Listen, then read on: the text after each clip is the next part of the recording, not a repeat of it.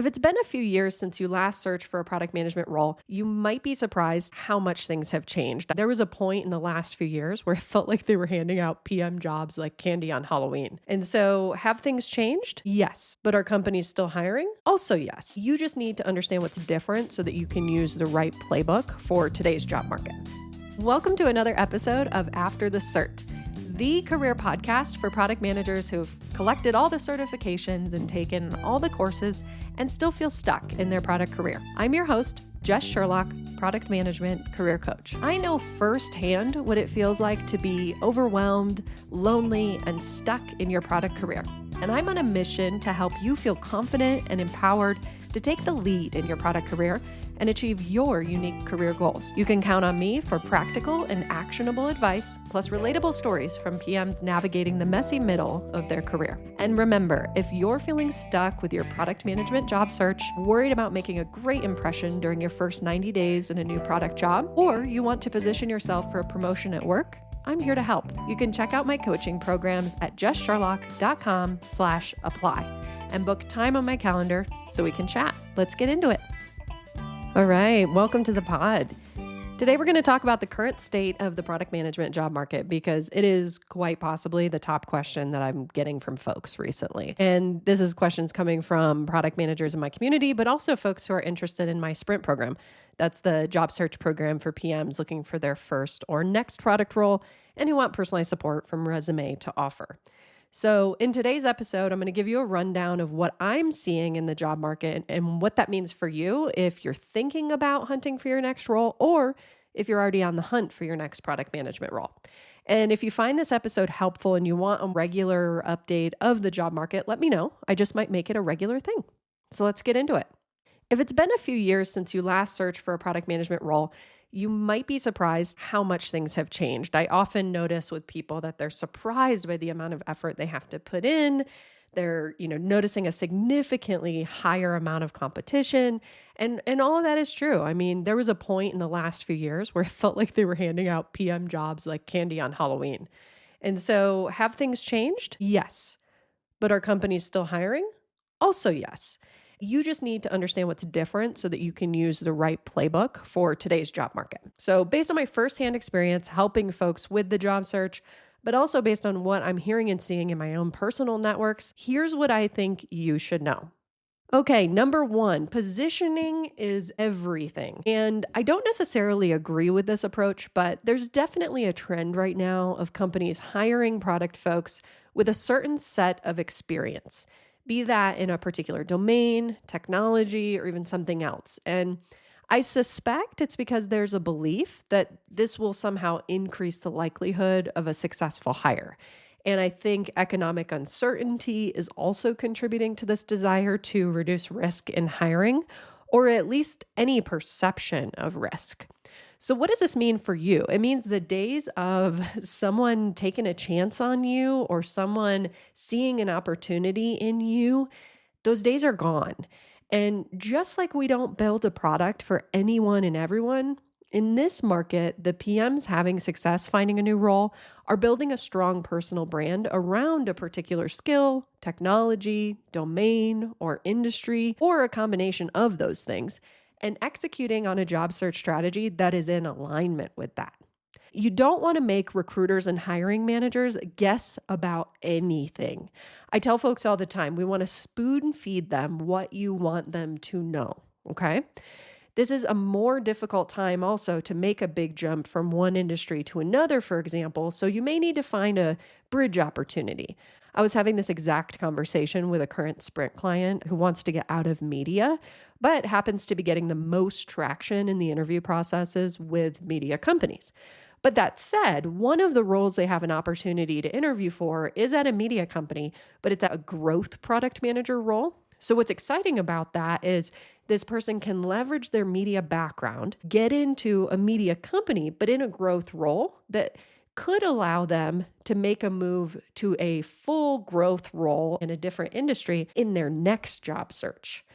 So positioning is everything. We want to make sure that it's very clear what your unique superpower is, where your depth of experience is, and we spoon feed that information to our recruiters and hiring managers so you are the obvious choice. All right, number 2, it's very competitive, plain and simple. There is simply more supply of product talent than roles to fill. Between layoffs, product management courses, teaching new PMs and getting folks into the role, and also just interest in the field, product management is trending. So, what does this mean for you? This means that you absolutely must make yourself the obvious candidate without putting a lot of cognitive load on the recruiters and hiring managers. These folks, believe me when I say, they're spending maybe 5, 6, 7 seconds reviewing your resume. If you're not a fit, they're going to move on to the next resume. They have options, tons of options. And so this means you need to have a clear and concise resume. You need to be easy to communicate with, and you need to respond quickly. If you get asked to schedule a screener call, book the earliest day and time you can. Don't delay it so that you can prepare. You want to be the first to respond because that just might be the difference between getting the interview or not. All right, number 3, consistency and quality of applications is key in this job market. This is not the job market where casual, infrequent searching is going to lead to a role.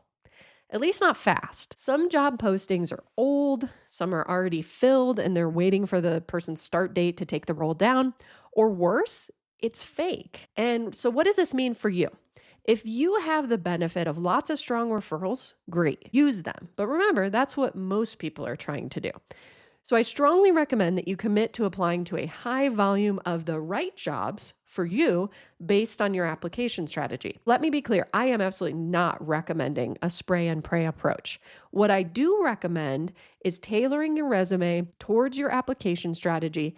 And for 80% plus of the jobs you apply to, you shouldn't need to further edit your resume. And when I say high volume of applications, I mean something like 30 applications a week. Ideally, a few each day throughout the week so that you're consistently applying to new jobs when they appear. And so people often ask me, Jess, why are we focused on such a high volume? Here's the thing. In this market, even if you see a strong 10% conversion rate from an application to a screener call, you'll still need to apply to dozens of jobs before you can start to expect even a single request for an interview. You really want to focus on consistency of high quality applications of a tailored resume to the jobs that fit your application strategy. I do not recommend editing your resume for every single job posting for a couple of reasons. Number 1, some percentage of those job postings just aren't real or aren't active. And so that's a direct waste of your time.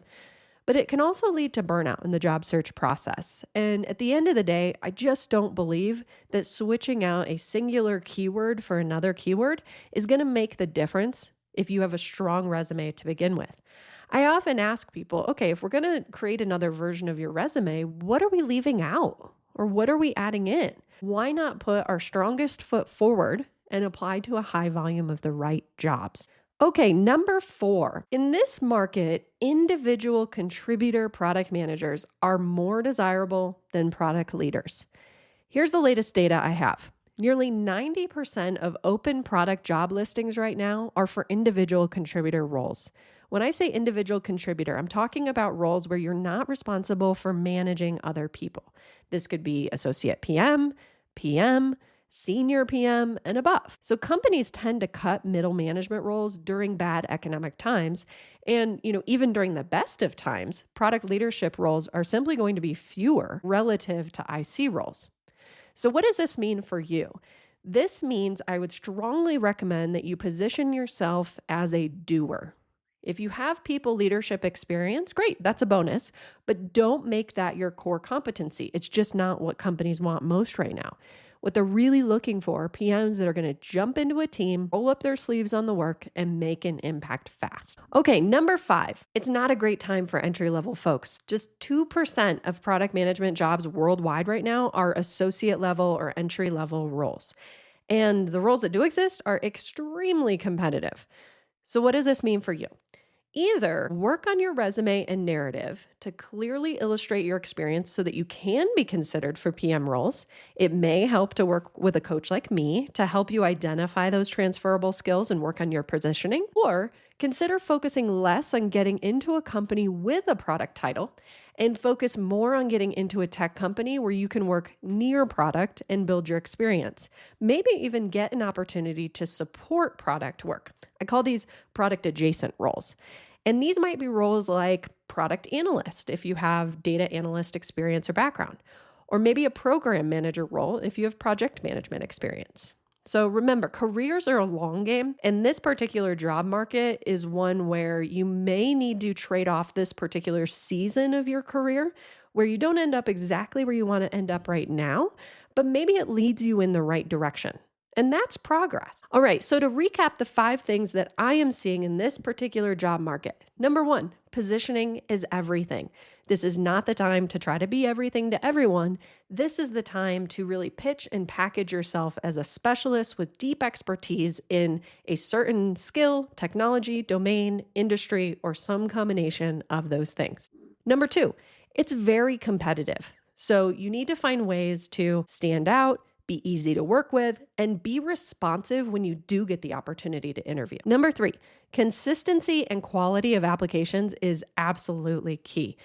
This is not the market where you can casually job search and hope for the best.